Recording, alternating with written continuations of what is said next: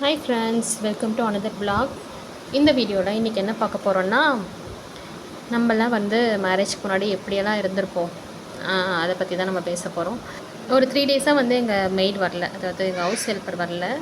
So ஆப்வியஸாக நம்ம தான் அந்த பாத்திரம்லாம் வாஷ் பண்ணணும், வீடு பெருக்கணும், அதெல்லாம் பண்ணணும் இல்லையா. ஸோ அப்போ எடுத்த வீடியோ தான் இது. இதுக்கும் நான் பேசுகிறதுக்கும் சம்மந்தம் இல்லை.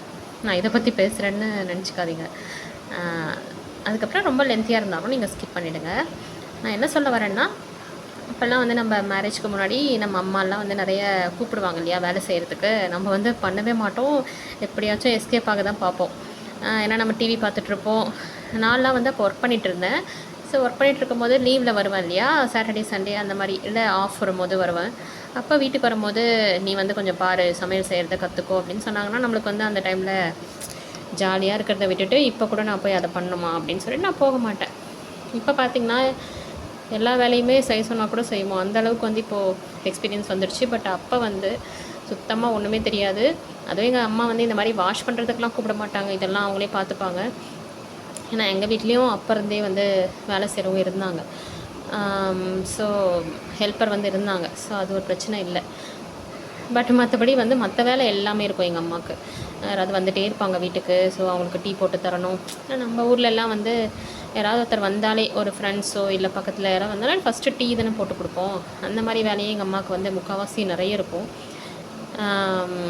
ஸோ என்னை எது கூப்பிடுவாங்கன்னா, நம்ம செய்யும் போது கற்றுக்கோ, பார்த்தாவது கற்றுக்கோ, அப்போ தான் யூஸ் ஆகும் அப்படின்னு சொல்லுவாங்க. அதுக்கே நம்ம போக மாட்டோம். அப்புறம் மேரேஜ் ஆகிட்டு பார்த்திங்கன்னா, நான் கம்ப்ளீட்டாக ஒரு புது ஊர் தான், ராஞ்சி, ஜார்க்கண்ட்.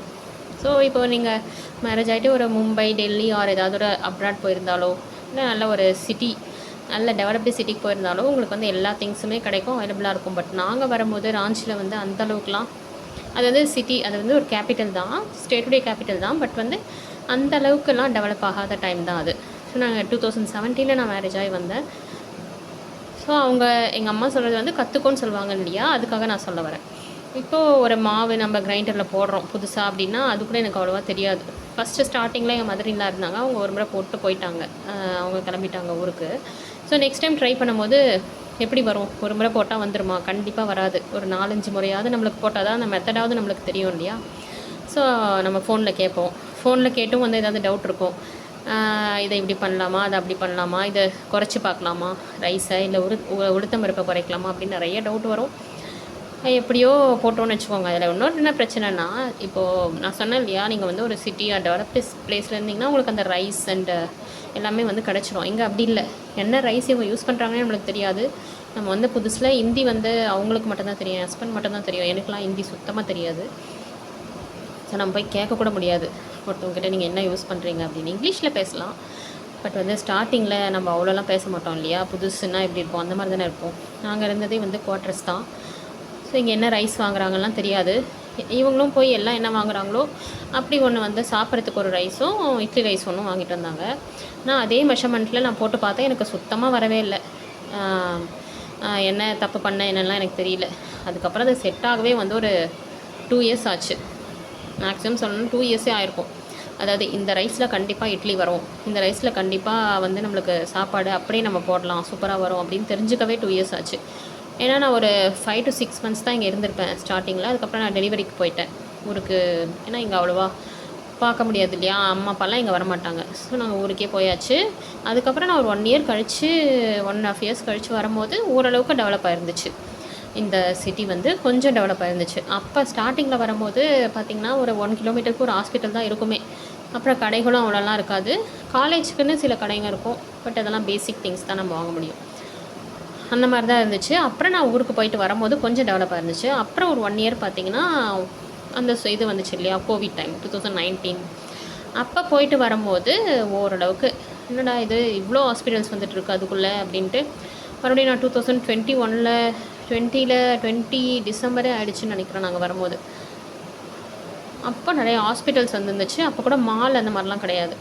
அப்போல்லாம் நாங்கள் போனோன்னாவே எங்கே போவோம்னா, சும்மா இந்த ஊரை சுற்றுறது, சும்மாவே பைக்கில் சுற்றி பார்க்குறது, அந்த மாதிரி தான் போவோமே தவிர ஒரு பர்டிகுலர் பிளேஸில் போயிட்டு நம்ம இப்போ சென்னையில் நம்ம போவோம் இல்லையா, அந்த மாதிரிலாம் இங்கே இருக்காது. அப்போ ஸ்டார்டிங்கில் சும்மா என்னென்ன இருக்குதுன்னு தெரிஞ்சுக்கிறதுக்கு ஏதாவது டெம்பிள் போவோம், அந்த ஊரை எக்ஸ்ப்ளோர் பண்ணுறதுக்கு என்னென்ன இருக்குதுன்னு அப்புறம் இந்த தசரா டைம்லலாம் வந்து நிறைய கடைகள்லாம் போடுவாங்க, அந்த மாதிரி பார்க்க தான் போவோம். பெருசாக ஒன்றும் இருக்காது.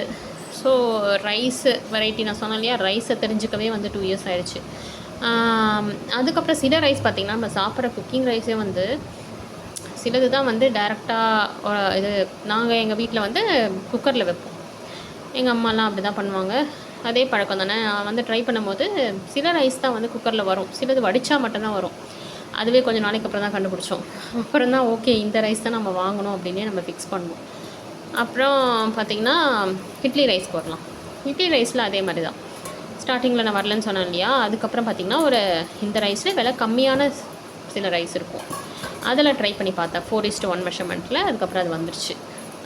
ஸோ நம்ம ஒரு மாதிரி இட்லி ரைஸ் இங்கே கிடைக்காது, அதில் எனக்கு போட்டாலும் அங்கே சரியாக வரலை. ஸோ நான் என்ன பண்ணேன், இந்த ரைஸ்லேயே கம்மியாக விற்பாங்க, அதில் வந்து ட்ரை பண்ணால் அதில் எனக்கு வந்துடுச்சு. ஸோ இப்போது இந்தியாவிலே வந்து ஒரு மும்பை டெல்லியில் இருக்கவங்களுக்கு இதெல்லாம் வந்து ப்ராப்பராக கிடச்சிருக்கும். பட் எங்களுக்கு வந்து அந்த மாதிரி கிடைக்கல. ஸ்டார்டிங்கில் ரொம்ப கஷ்டம்தான் பட்டோம். இதெல்லாம் செட் ஆகவே வந்து டைம் ஆச்சு. என்னென்னா இங்கே வந்து அந்த நேச்சர் அதெல்லாம் எப்பவுமே நல்லாயிருக்கும். மழை நிறைய வரும், குளிர்காலத்தில் குளிர் நிறைய இருக்கும், உங்களுக்கு வந்து தெரிஞ்சிருக்கும். இப்போ ராஞ்சி வந்து ஓகே, இப்போ வந்து நிறைய மாலுங்கள்லாம் வந்துருச்சு, நிறைய காம்ப்ளெக்ஸ், அப்புறம் எல்லா ஷாப்புடைய பிரான்ச்சஸ்லாம் வந்துருச்சு. மெகா மார்ட், விஷால் மெகா மார்ட், அதுக்கப்புறம் வந்து வி மார்ட், அந்த மாதிரியே நிறைய ஷாப்ஸ் வந்துருச்சு. இப்போ ரீசெண்டாக பார்த்திங்கன்னா நிறைய ஃப்ளைஓவர்ஸ் கூட வந்துருச்சு. இப்போ நம்ம தமிழ்நாட்டிலலாம் வந்து 20 இயர்ஸ்க்கு முன்னாடி வந்தது, இப்போ தான் இங்கே வந்திருக்கு அப்படின்னா பார்த்துக்கோங்க இந்த பக்கம் இருக்கிற ஸ்டேட்டோடைய டெவலப்மெண்ட்டை. ஸோ இங்கே இருக்கிறவங்க நம்ம ஊருக்கெலாம் போனாங்கன்னா ரொம்ப ஆச்சரியப்படுவாங்க, நம்மலாம் வந்து எவ்வளோ டெவலப்டாக இருக்கும் ஆல்ரெடி. இதெல்லாம் வந்து இப்போ பார்த்திங்கன்னா ரீசெண்டாக இந்த டெவலப்மெண்ட் வந்து ஃபாஸ்ட்டாக இருக்குது, அதுதான் டிஃப்ரென்ஸ். இப்போ இருக்கிற காலகட்டத்தில் எல்லோரும் மொபைல் வச்சுருக்காங்க இல்லையா.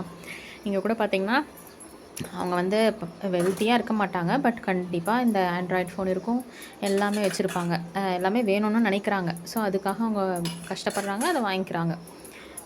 ஸோ இப்போ அதனால் என்ன ஆகுதுன்னா ஃபாஸ்ட்டாக டெவலப் ஆகுது. ஒரு ஃபோன் இருக்குது, ஒரு கம்யூனிகேஷன் இருக்குது, ஒரு வாட்ஸ்அப் இருக்குது அப்படின்னா எங்கெங்கே என்ன நடக்குதுன்னு அவங்களுக்கு தெரிய வருது இல்லையா இந்த பசங்களுக்கு. ஸோ அவங்கெல்லாம் வந்து ஒரு வேலை கிடைக்கிறதுக்கு அதெல்லாம் யூஸ் ஆகுது. நல்ல வேறு எங்கேயாவது போய் ஒர்க் பண்ணுறாங்க, சம்பாதிக்கிறாங்க. ஸோ இந்த ஜென்ரேஷன் தான் வந்து இங்கே படிக்கிறாங்க. நம்ம வீட்டில் வந்து நம்ம தாத்தாவே படிச்சிருப்பாங்க இல்லையா. வந்து ஃபுல் எஜுகேஷன் அப்படின்னா இந்த ஜென்ரேஷன் தான். கூட வந்து கொஞ்சம் கம்மியாக தான் இருக்குது. அதுலேயும் வந்து எனக்கு தெரியல பர்சன்டேஜ் வைஸ் பார்த்திங்கன்னா இப்போது நம்ம ஜார்க்கண்ட் வந்து கம்மியாக தான் இருக்கும். பட் வந்து டெவலப்மெண்ட் வந்து ஃபாஸ்ட்டாக இருக்குது. என்ன சொல்கிறது, அம்யூனிட்டிஸ் சீக்கிரமாக எல்லா வசதியும் கிடைக்கணும் அப்படின்றதுக்காக வர ஷாப்ஸு, எல்லா மக்களுக்கும் எல்லாமே ரீச் ஆகணும். ஏன்னா இப்போ ராஞ்சி நாங்கள் இருக்கிற இடம் வந்து ஜார்க்கண்டில் ஒரு கேபிட்டல் சிட்டி இல்லையா. ஸோ இங்கே எல்லாமே கிடைக்கும். ஏன்னா எல்லா ஊரில் இருக்கவங்களும் இப்போ நம்ம ஊர்லேருந்து எப்படி நம்ம சென்னைக்கு வருவோம், ஒரு டெவலப்டு சிட்டிக்கு வருவோம் இல்லையா, நம்ம ஒரு கிராமத்துலேருந்து சென்னையில் வந்து ஒர்க் பண்ணுவோம் இல்லையா, அந்த மாதிரி இந்த ஜார்க்கண்ட் இருக்கவங்க வந்து இங்கே வருவாங்க. அதே மாதிரி ஜார்க்கண்ட் சுற்றி இருக்கிறவங்க கூட கொல்கட்டா, வெஸ்ட் பெங்கால் இருக்கிறவங்க, இங்கே நிறைய வந்து பெங்காலி பீப்புள் இருக்காங்க, அவங்களும் வந்து ராஞ்சிக்கு தான் வருவாங்க. ஸோ அந்த மாதிரி இருக்கிறவங்க தான் இங்கே அதிகமாக இருக்கிறாங்க. ஸோ ஆப்வியஸாக வந்து அவங்களுக்கு எல்லா வசதியும் இருக்கணும், எல்லாமே கிடைக்கணும் இல்லையா. ஸோ இப்போ வந்து நல்லா ஃபாஸ்ட்டாக வந்து டெவலப் ஆகுது. நாங்கள் கண்ணெதிரிலே பார்க்குறோம். ஏன்னா நாங்கள் 17 வரும்போது ஒன்றுமே இல்லாமல் இருந்தது, இப்போ இவ்வளோ நல்லா அதை வந்து டெவலப் ஆகிருக்கு அப்படின்றத பார்க்கும்போதே வந்து ஆச்சரியமாக தான் இருக்குது. ஸோ ஃப்யூச்சரில் இந்தியா பாருங்கள், இப்போ இதுவே வந்து நம்ம அளவுக்கு டெவலப் ஆகுது அப்படின்னா நம்ம ஊர்லாம் எவ்வளோ டெவலப் ஆகும் பார்த்துக்கோங்க. ஸோ ஏர் டேக்ஸின்னு இப்போலாம் சொல்லிகிட்டு இருக்காங்க இல்லையா, அதெல்லாம் கூட வந்துடும் போல் ஃப்யூச்சரில். அதே மாதிரி எங்களுக்கு என்ன ஆச்சுன்னா, நாங்கள் ஊருக்கு போயிட்டு வர்றது வந்து ஃப்ளைட்டில் போனால் மட்டும்தான் வந்து ட்ராவலிங் வந்து கம்மியாக இருக்கும். ட்ரெயினில் நம்ம ஊருக்கு போனோன்னா தன்பாத் எக்ஸ்பிரஸ்னு ஏதோ ஒன்று இருக்குது, பட் அது 38 ஹவர்ஸ், மினிமம் 35 ஹவர்ஸ் ஆகும். ரொம்ப கஷ்டமாக இருக்கும் குழந்தைய வச்சுட்டு போகிறது. ஒரே முறை தான் நான் ட்ரை பண்ணியிருக்கேன், அதுலேயே ரொம்ப கஷ்டமாயிடுச்சு. ஸோ ட்ரெயினில் போகிறதுலாம் பாசிபிலிட்டியே கிடையாது, அதுவும் தனியாக போகவே முடியாது. நம்ம இங்கேருந்து போகிறோன்னா கூட யாராவது வேணும். அது கூட இப்போ நடுவில் சாப்பாட்டுக்கெல்லாம் நம்ம என்ன பண்ணுவோம், ட்ரெயினில் விற்கிற ஃபுட்டெல்லாம் நம்பி சாப்பிட முடியாது. ஸோ எங்களுடைய ஆசை ஃப்யூச்சரில் வந்து ஒரு புல்லட் ட்ரெயினோ ஏதோ ஃபாஸ்ட்டு ட்ரெயின், இப்போது வந்தே பாரத்லாம் கொஞ்சம் டிஸ்டன்ஸ்க்கு தான் விட்டுருக்காங்க, இவ்வளோ தூரத்துக்குலாம் ஒன்றும் விடலை. அதெல்லாம் வரும் அப்படின்ற நம்பிக்கை இருக்குது. ஆனால் ஏர்ஃபேர் வந்து ரொம்ப அதிகமாகிட்டே போகுது. நாங்கள் ஸ்டார்டிங்கில் வரும்போது 3.2 அப்படின்னு இருந்தது. எங்கள் அப்பா அம்மாவை கூப்பிட்டு வரும்போது வெறும் 3300 ஒரு டிக்கெட். இப்போ பார்த்தீங்கன்னா 6.3 வந்து மினிமம், குழந்தைங்களுக்கும் சேர்த்து. குழந்தையாக இருந்தால் 2 இயர்ஸ் வரையும் ஒரு மினிமம் அமௌண்ட் இருக்குது 2.5 அப்படின்ட்டு. அதுக்கு மேலே எல்லாருக்குமே வந்து சேம் தான். ஸோ அப்புறம் ஹிந்தி பார்த்திங்கன்னா ஸ்டார்டிங்கில் எனக்கு ஒன்றுமே தெரியாதுன்னு சொன்னேன் இல்லையா, இங்கே வந்தப்புறம் இங்கே எல்லாருமே வந்து ஹவுஸ் ஹெல்ப் வச்சுருப்பாங்க. ஏன்னா இங்கே இருக்கிறவங்களுக்கும் வந்து வேலை கிடைக்கணும். இந்த மாதிரி ஒரு பெரிய யூனிவர்சிட்டி இருக்கிற இடத்துல கண்டிப்பாக அது அவங்களுக்குலாம் வந்து நிறைய வேலைங்க கிடைக்கும் இல்லையா? அதனால் உள்ளே வருவாங்க எல்லாருமே. ஸோ அந்த குவார்ட்டர்ஸ்க்கு வருவாங்க, அவங்கெல்லாம் ஒர்க் பண்ணுவாங்க. ஸோ அந்த மாதிரி தான் வந்து நானும் வச்சுக்கிட்டேன். நம்மளுக்கு அது வேணுமா இல்லையான்னு கூட அந்த டைமில் தெரியாது. பட் வந்து இருக்கட்டும் அப்படின்னு சொல்லி நாங்கள் வச்சுக்கிட்டோம். அவங்க கண்டிப்பாக வந்து ஹிந்தி தான் பேசுவாங்க. ஸோ ஸ்டார்டிங்கில் ரொம்ப ஃபன்னாக இருக்கும்.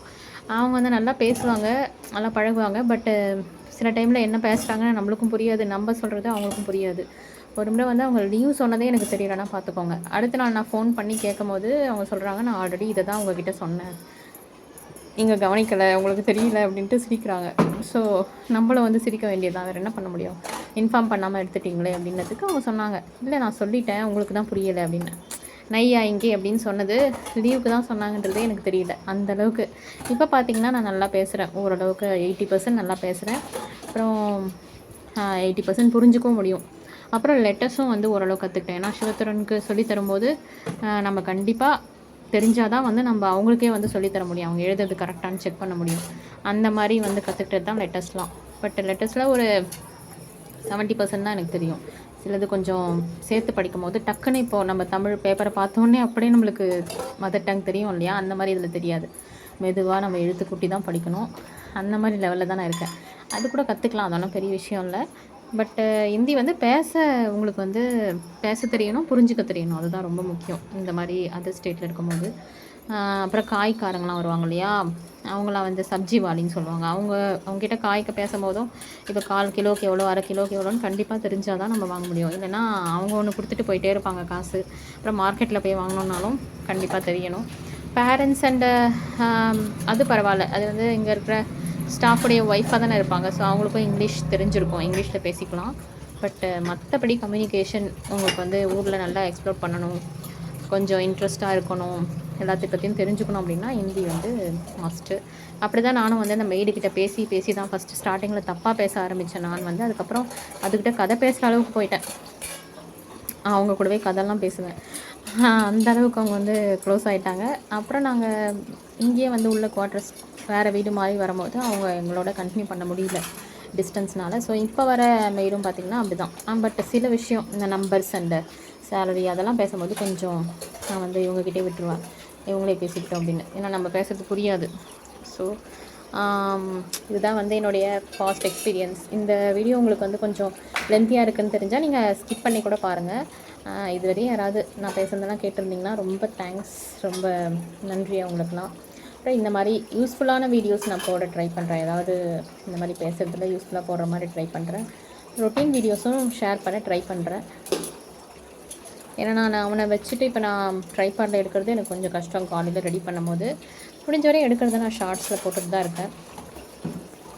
சும்மா இங்கே வந்து நம்ம இருக்கோம், நம்ம வந்து ஒர்க் பண்ணிகிட்டு இருந்தோம், இங்கே நம்மளால் ஒர்க் பண்ண முடியல. பட் ஸ்டில் ஏதாவது ஒன்று பண்ணணும் அப்படின்றதுக்காக தான் நான் ஸ்டார்டிங்லேயே யூடியூப் ஆரம்பித்தேன்.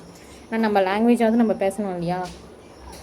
ஒருத்தர் பேசுகிறதுக்காவது வேணும் நம்ம லாங்குவேஜை பேசுகிறதுக்கு. அதுக்காக தான் நான் யூடியூப் மூலமாக வந்து ஷேர் பண்ண ஆரம்பித்தேன். அப்புறம் எடிட்டிங் வந்து நம்மளுக்கு டெவலப் ஆகும், நம்ம ஸ்கில்ஸை வந்து பார்த்துக்கலாம் அப்படின்ட்டு. அது அந்தளவுக்கு என்னால் போக முடியல. பட் இன்றைக்கு வரையும் வந்து நான் போட்டுட்டு தான் இருக்கேன். அது ரீச் ஆகுதோ இல்லையோ பார்க்கலாம். ஏதாவது ஒரு இருந்துச்சுன்னா திடீர்னு ஒரு வீடியோ கூட ரீச் ஆகலாம் இல்லையா? ஸோ நம்மளுக்கு சொல்ல முடியாது. ஏதோ ஒரு ஹோப்பில் அப்புறம் அந்த வியூஸ் வரதை பார்த்தோன்னா நம்மளுக்கு சந்தோஷமாக இருக்கும். திடீர்னு இந்த ஷார்ட்ஸில் ஒரு 500,000 வரும்போதே எனக்கு வந்து சந்தோஷமாக தான் இருக்கும். அது இல்லாமல் சில பேர் லேக்ஸ் கணக்கில் வியூஸ் எல்லாம் இருக்குது, அதை பற்றி நான் சொல்லலை. பட்டு நம்மளுக்கு பார்க்கும்போது ஜஸ்ட்டு நம்ம போட்ட வீடியோவில் இவ்வளோ ரீச் ஆகுதா, அதை கூட யாரோ பார்க்குறாங்களே அப்படின்னும் போது ரொம்ப சந்தோஷமாக இருக்கும். எனக்கு இதுவரையும் சப்போர்ட் பண்ண சப்ஸ்கிரைபர்ஸ் எல்லாருக்குமே வந்து ரொம்ப நன்றி. இப்போ ரீசெண்ட் டைம்ஸில் கண்டிப்பாக வந்து நான் 2000 ஈஸியாக ரீச் பண்ணிவிட்டேன். அதுக்கப்புறம் இப்போ 4K கிட்டே வந்துட்டேன். இது எல்லாமே வந்து உங்களுடைய சப்போர்ட்டில் தான். ஸோ ரீசெண்ட் டைமில் நான் நல்லா ரீச் ஆகிருக்கேன், நான் எக்ஸ்பெக்ட் பண்ணதை விட. அதுவே வந்து பாஸ்ட்டில் பார்த்திங்கன்னா ரொம்ப ஸ்லோவாக தான் இருந்துச்சு. இப்போ வந்து ஓகே. அப்புறம் உங்களுக்கு வேறு ஏதாவது வீடியோஸ் வேணும், இந்த எடிட் பண்ணுறது, வீடியோஸ் எப்படி எடுக்கிறது, இதை பற்றின டவுட்லாம் இருந்தால் நீங்கள் கமெண்ட்டில் சொல்லுங்கள். அப்புறம் வேறு ஏதாவது டவுட் இருந்தால் கேளுங்க. அப்புறம் என் வீடியோ எப்படி இருந்துச்சு நான் பேசுறது அப்படின்னு சொல்லி கமெண்ட்டில் சொல்லுங்கள். Okay, thank you. நெக்ஸ்ட் வீடியோவில் பார்க்கலாம். Bye bye.